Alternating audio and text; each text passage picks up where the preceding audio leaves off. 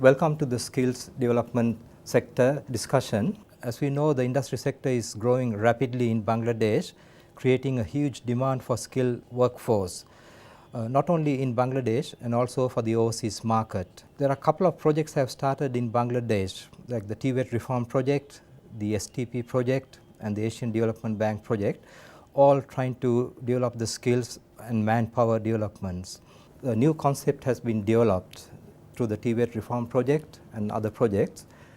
Center of Excellence has emerged, and today we have people from the industry to discuss here how this Center of Excellence came about, and especially we are going to talk about the leather sector.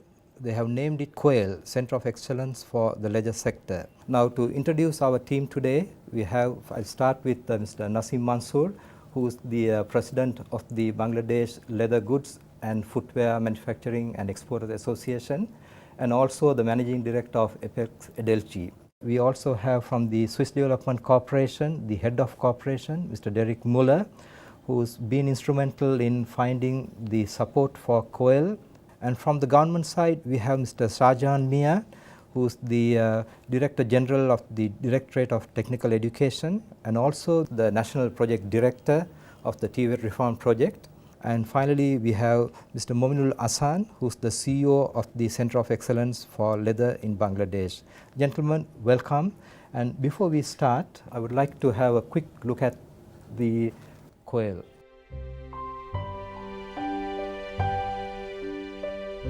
Center of Excellence for Leather Skill Bangladesh Limited, or COEL, is an industry-driven initiative in Bangladesh to address the shortage of skilled workers in the leather sector.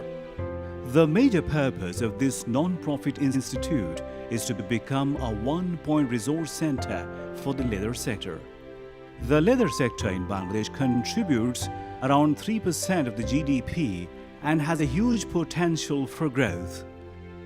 The industry is expanding fast, and this has created a large demand for skilled workers. To this need, the Industry Skills Council, or the ISC for the leather sector, took the initiative to establish a Center of Excellence for Leather Skill Bangladesh Limited. The initiative is being supported by the International Labour Organization, the European Union, the Swiss Development Corporation, and the price of USAID. Skills development is a clear priority for us in Bangladesh. Under the Technical and Vocational Education and Training Reform Project funded by the European Union, significant milestones have been achieved in terms of developing a national vocational qualifications framework and also a national skills development policy for Bangladesh.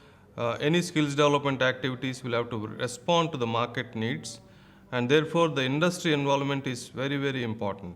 And in the leather sector, COEL, the Center of Excellence in Leather, has shown a model which clearly established a direct link with the market through the private sector. So the private sector players decide what exactly are the requirements for them, and therefore accordingly people are trained on the needs of the industry, so there is no gap. Now many sectors are very keenly looking at how COEL can be replicated. The immediate impact could be on the ready-made garment sector. COEL type of centers are likely to be established through several interventions in garment sector, but also other sectors with the support of development partners, and also government is very keenly following the developments in leather sector so that similar expansion can be made. I'm happy to see that the COEL model has already been extended to Chittagong in collaboration with BRAC. And I think a number of centers of excellence on this model are likely to come up, both with the private sector and also with other development partners keenly interested in. We've done many things, including setting up industry skills councils. We had this national skills development policy approved. We've also done some things in terms of quality. For example, we've developed a quality assurance framework. In addition to that, we've been working with the industry skills councils. So we have half a dozen of those councils set up already, with many more coming. We had worked with the leather sector for some months, and we got engaged with them by offering some short-term training programs. based on that initial effort, we came back to them and said, what about apprenticeship? And they said, well, what do you mean? Well, you have a demand for thousands of workers. When we set up these formal training programs, we'll be able to train dozens of workers at a time, dozens of supervisors, dozens of, say, machine technicians. But you want thousands of operators, and the formal TVET system will not work for that. But apprenticeship might. And so they set up this novel training center in part of a warehouse they had in Gazipur. They put in some equipment, we put in some equipment, they put in some instructors, we put in some advisors to help them develop and formalize their training materials. And so within a few months, we had this Center of Excellence for Leather operating. The COEL also maintains close linkage with the government, and the certificates for the COEL courses are issued by the government's Bureau of Manpower, Employment and Training, or BMET. Established in 2009, the center is currently offering training courses in 3 different trades using apprenticeship models. The COEL Center in Gazipur offers excellent training opportunities, housing modern machinery for training and a skilled training staff. The center has supported the creation of over 3,000 skilled workers. Because of the close linkage between the COEL and industry, all COEL trainees get employed by the industry right after the completion of their training courses. The training method and course curricula have been standardized to meet the requirements of the NTVQF based on skills requirements set by the industry. We will start with Mr. Nasim and ask how this Center of Excellence and COEL came about, because we know that you have been involved with this from the very inception. Would you like to tell us, your involvement and what you have seen in the last 2 to 3 years? Thank you, Francis. It's been a very interesting journey for us. As you remember, 2008, we started talking about the needs of industry, and I remember ILO approached us. In fact, it was yourself and myself in a room talking about what you can do to help skills development. And I remember a very free and frank discussion about needs of industry and how industry could grow to its full potential as long as we could find skilled workers. It was a very fundamental problem of machine operators on the shop floor. From 2008, by 2009, we had already organized the industry-wide retreat. We had brought people from across the industry, local manufacturers, exporters, government, potential donors, in a retreat, and started talking about what was needed. We managed to get consensus, and we managed to map a way forward, which I think was very pragmatic and very actionable. From there, by end of 2009, we had actually registered COEL as a not-for-profit entity in Bangladesh, which was again a first, to the best of my knowledge. Completely led, if I may say, by the private sector, but of course supported by our government and development partners. And then by June of 2011, we were in operation. So it's really been quite remarkable. The output, as a private sector person, we always look at output. 3,000 people trained, more than 65% women, 89% of them have a job. But more importantly, creating good jobs. On average, a COEL graduate has a 12% higher salary than if they were not trained by COEL. So these are the kind of output parameters that we look at to judge success or not success. So we hope one day COEL will expand not only in Bangladesh, but beyond the borders of Bangladesh. Thank you. Thank you for sharing that, Nasim. And it's great news. It's remarkable, I would say, in such a short time to come from that 2008 to up to here. Derek, coming back to you, Swiss Development Corporation is playing a pivotal role within a project of EU, and you are coming in for a niche area of leather, and you have selected machine operator, which is a large demanding area. Can you give us a little bit more your vision and your involvement in this? Thank you, Francis. Thanks for hosting this inspiring discussion today. From the perspective of a development agency that wants to be helpful and useful for Bangladesh to reach its development goals, obviously skills development is key.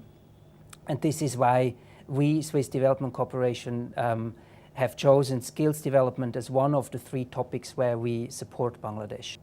Now we believe that if Bangladesh wants to stay competitive and reach its goals, skills development has to be the result of a private-public partnership. It has to be a shared responsibility between private sector and public sector. And we were delighted to find just this vision in the framework of the TVET project, and more specifically with COEL.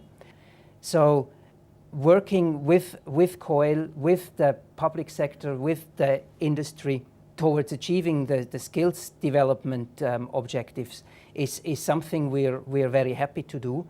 We can be sure that partnering with COEL allows us to address also issues with regard to skilling those people who from a poverty perspective or from a gender perspective are most important, will get their share in Bangladesh development.